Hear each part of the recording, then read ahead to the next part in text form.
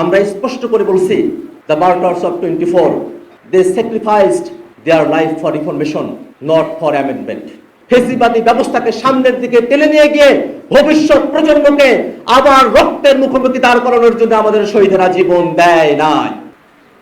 কিন্তু এই যে নির্বাচন সামনে অনুষ্ঠিত হচ্ছে, সে নির্বাচন যেন বাংলাদেশের পুরনো ব্যবস্থাকে টিকিয়ে রাখার নির্বাচন না হয়। সামনে যে নির্বাচন হবে, সেই নির্বাচন নতুন ব্যবস্থার ভিত্তিতে সে নির্বাচন আয়োজন করতে হবে। আমরা দেখেছি হাসিনার সময়কালে 14, 18, 24 সাংবিধানিক ধারাবাহিকতার কথা বলে বাংলাদেশের মানুষের উপরে একতরফা নির্বাচন চাপিয়ে দেওয়া হয়েছে, রাতের মতো নির্বাচন চাপিয়ে দেওয়া হয়েছে, প্রতিদ্বন্দ্বিতাহীন নির্বাচন চাপিয়ে দেওয়া হয়েছে, বলা হয়েছে সাংবিধানিক কন্টিনিউটির কথা। সেই নির্বাচন হয়েছে, কিন্তু সেগুলো কি বাংলাদেশের মানুষের অধিকারকে সুরক্ষা দিতে পেরেছে? সেগুলো কি বাংলাদেশের গণতন্ত্রকে সুরক্ষা দিতে পেরেছে? পারে নাই। এই কারণে শুধু নির্বাচন যা পুরনো ব্যবস্থার অধীনে অনুষ্ঠিত হবে তা বাংলাদেশের গণতন্ত্রকে সুরক্ষা দিতে পারবে না। নতুন ব্যবস্থার মধ্য দিয়ে সামনে নির্বাচন আয়োজন হলে নতুন ভাবে দেশ গড়ে উঠবে।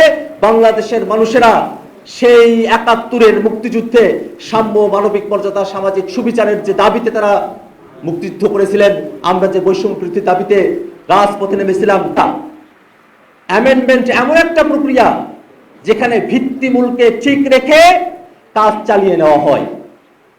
আর রিফরমেশন, সংস্কার এমন একটা প্রক্রিয়া যার মধ্য দিয়ে ভিত্তিমূলকে পরিবর্তন করে নতুন ভিত্তিমূলের ভিতর দিয়ে নতুন ভাবে রাষ্ট্র কাঠামোকে সামনের দিকে এগিয়ে নিয়ে যাওয়া হয়। আমরা স্পষ্ট করে বলছি,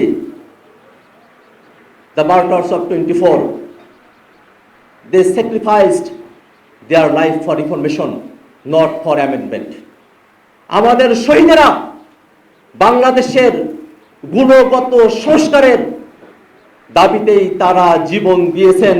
বাংলাদেশে কাটা ছেঁড়া সংশোধনী করে বাংলাদেশকে আগের ব্যবস্থার মধ্যে রেখে ফেসিবাদী ব্যবস্থাকে সামনের দিকে টেনে নিয়ে গিয়ে ভবিষ্যৎ প্রজন্মকে আবার রক্তের মুখোমুখি দাঁড় করানোর জন্য আমাদের শহীদেরা জীবন দেয় নাই। অতএব আপনি আইনগতভাবে ভাবুন, রাজনৈতিক বৈধতার দিক দিয়ে ভাবুন, ইতিহাসের পরখ থেকে ভেবে নিন। বাংলাদেশে নতুন সংবিধানের বাস্তবতা তৈরি হয়েছে, এই বাস্তবতাকে পাশ কাটিয়ে কেউ যাবেন না। আমরা রাজনৈতিক দলগুলোর কাছে উদাত্ত আহ্বান রাখবো, আমরা বয়সে